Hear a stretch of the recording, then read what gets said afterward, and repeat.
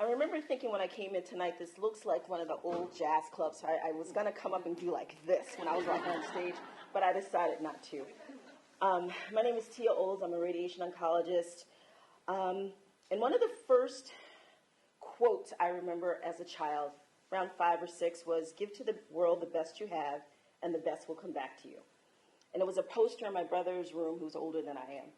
And I remember thinking, wow, that seems so deep and inspirational. And at the time, because, I was 6, that made a lot of sense to me in the sense that I was hoping that the necklace, that was a diamond necklace that my dad got from the Food Lion, that I lost, would be found. And if not, I would end up with something even nicer, right? Because that's how I translated that quote. Didn't happen, and that's okay. It does make me think about some of the other things that my family kind of instilled within me. Quotes, some of which just didn't make a lot of sense, but other ones that were very profound and I've kind of thought about and lived by as I've grown up. One of the things I can remember my mom always said is that things happen for a reason. You may not necessarily know that reason. You may not find it out in the time period in which you'd like. But life is connected. Events are connected, just like we all are connected. So that makes me think of a story that's going to seem somewhat unrelated, but hopefully I'll wrap it all back around and it makes sense.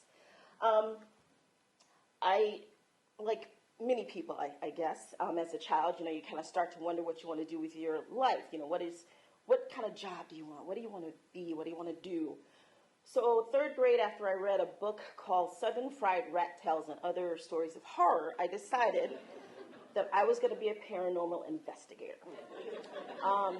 Seemed really promising. I read a lot. I stayed in the Dewey Decimal section between 0 and 100 because that's where, the paranormal stuff was. I didn't have a lot of friends. I don't know why.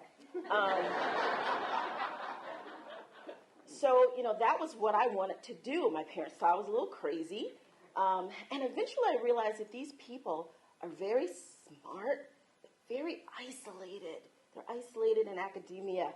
And they have like 5 or 6, PhDs, and nobody really talks to them. And they probably live in their parents' basement because they don't earn a lot of money. So I realized that probably wasn't the way to go. So I transitioned at some point to wanting to be an aerospace engineer, and I had that for a while in my head. And then I wanted to be an astronaut, which also kind of went along with the aerospace engineering. And then I decided that I probably just don't want to make it all the way to Cal 6, if there's a thing that's Calculus 6. So I'd always been fascinated by medicine, so I started to drift towards that. And as I got through college, I decided definitely medicine was going to be my thing. What did I want to do in medicine? I ended up on anesthesiology. Seemed promising, it's a thing. It's needed. It's necessary. You're in scrubs. All of the things I liked. And then when I got to my 3rd year surgery rotation, I fell asleep reading the anesthesiology chapter, and I realized that probably wasn't a great idea, so I kind of backed off of that, and then I decided I wanted to be a forensic pathologist. Loved pathology, loved it. Would go to autopsies on the weekend, and then I realized that after about 5 years, I would not be able to do that, right? Just grim. You tell jokes, nobody laughs. The smells are bad. I realized that was not a good thing. So I ended up with oncology, and I ended up specifically with radiation oncology, and that's a story for another day. But when I decided that's what I wanted to do, I went full tilt. I started looking into programs, and when it was time to interview for residency, I got rid of my apartment, and I moved in with a family friend so I could have the money to go to these interviews. And I had high hopes, so I interviewed at like all the top-notch places. If they gave me an interview, I was there. So one particular interview took place at a place that I will not name. It will remain nameless. I got there with a couple of flights. My bag was lost, but I eventually found it. It was okay. I had a room at the Days Inn in the city. This was an inner city. Inner city. And I don't know if you know anything about a Days Inn, but, it has like a sun for the logo. I don't know why, because there was no sun or happiness in this hotel, probably ever. So I realized my mistake as I checked in, and there was construction over on the side of the lobby that looked like it had always been there. And the gentleman gave me my keys, and I thought that was strange because I was traveling by myself. Why do I need keys? Well, that was for the 3 deadbolts for the room. So, again, you live and learn. So the interview was on a Sunday, which I thought was strange, but we were told, the applicants were told that they only interviewed on Sunday because they didn't want you disrupting the clinic during the week, which I should have been suspicious about, but I wasn't. So I get there Sunday morning, and I'm a nervous type, right? I don't want to get lost. I don't want to be late. That just doesn't work well for me. So I got there early. I parked. I had to pay for my own parking. They didn't validate. The signs were all there, people. Anyway, so I get there. We're going through the tour of the current cancer center, and it's empty because it's Sunday. And we get to see where the new cancer center is going to be. So we're walking, and because the department's closed, there's nobody there. We're all 5 or 6 of us are kind of spread out horizontally, and we're walking down a hallway. The chief resident is babbling about something, totally disgruntled, totally jaded. I don't know why he was leading this tour, but whatever. You know, we're walking, we're talking, and I know, because I've heard people say this, that when something happens, you know, you feel like it's in slow motion. You know, it's kind of like the Matrix movies. But I will tell you what happened for me was real quick, because I don't actually know what happened, or at least I didn't know at the time. But all of a sudden, we're walking, we're talking, and then I hear people screaming like, "Oh my God!" Ah! So I look over to my right, and I see people, and they're stumbling. They're in various phases of falling. And I look to the left, and it's kind of the same thing. I'm like, what's happening to these people? So I'm a giver. I'm a helper. So, you know, I try to help them here, and I try to help them here. Like, oh my gosh, what happened? Oh, I'm so sorry. And you know, once we recover, we're all kind of like, oh my God, what happened? I know what happened. I didn't know right then, but what happened was me. I must have stumbled on something on the ground, my feet, the air, and I reached out to the sides of my unsuspecting fellow interviewees. And I must have grabbed them, and they prevented me from falling, but it did not prevent them from falling. So I'm not proud of this. I'm not proud of this. But I did help them. We continued on, and I didn't get into that program. I don't know why. But that's okay, because they were strangers, strange place. So moving on to my next story. This is my final story. I'm probably like 15 minutes deep. Sorry. That's why they put me last, by the way.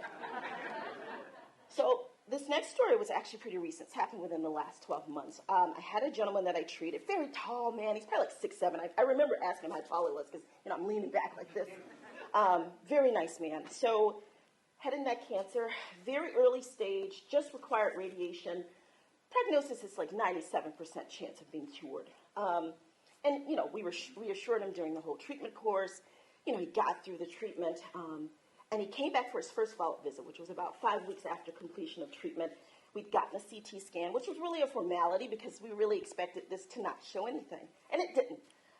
So I come in, we talk, see how things are going. I wash my hands because I'm going to examine him. And as I'm about to examine him, he asked me what the result of the CT scan was. And I usually wait until I examine someone to tell him that, but I didn't want to make him wait. So I went back to the computer, pulled open his chart, because I wanted to give him, you know, some of the exact verbiage. I didn't want to just say, hey, you're good. So I kind of read the impression, and then I went back to him to examine him. So if you've ever been in a head and neck exam, you know, you kind of start here, and you just kind of work your way down and check for any lymph nodes or abnormalities. So I go in, as one does. I go in, and he thought that I was coming to give him a hug. So he grabs me, and he kind of waffles me around, and I'm kind of like, oh, yes, I'm so, I don't know what's happening. So I'm like, yay, you know, because he's elated. And clearly he needed that hug. And, you know, I guess I needed that hug, too. I'm a hugger, right? I'm affectionate. So then I realized we've done the hug, you know, the high five, and then I realized I still haven't examined him. So now I got to go in and examine him. but not make him feel awkward because, of course he's going to realize that's really what I was trying to do to begin with. So I'm like, I'm just gonna check this out right here. Just. So it went well. I thought that was it was a nice thing that happened. It was funny. And I would have loved to have seen that as a fly on the wall because I'm sure it looked really, really good. I've told you these two stories, which are seemingly unrelated, and, don't think too much on it because they kind of are. But the connector is me, of course. And the message is that I probably should be supervised in all interactions, right? I really should probably have a chaperone for just about everything. But maybe the larger message is that we are all connected through our experiences, the ones that are shared, the ones that are completely off the wall and involve tripping up other people. But life is a journey, and I know you've heard that before, but it truly is. Where you are yesterday is not where you are today, and who knows where you'll be 10 days from now. Hopefully not in jail, because I don't think I would survive jail. I wouldn't have done any of that. But seriously, life is really a journey, and we are so blessed to have one another. Whether you have natural family, and you know what I mean by that, or your family is consistent of friends or coworkers, be grateful for who you are, be grateful for what you have, and be grateful for what you don't have. That's a big deal. Thank you very much for listening to me ramble.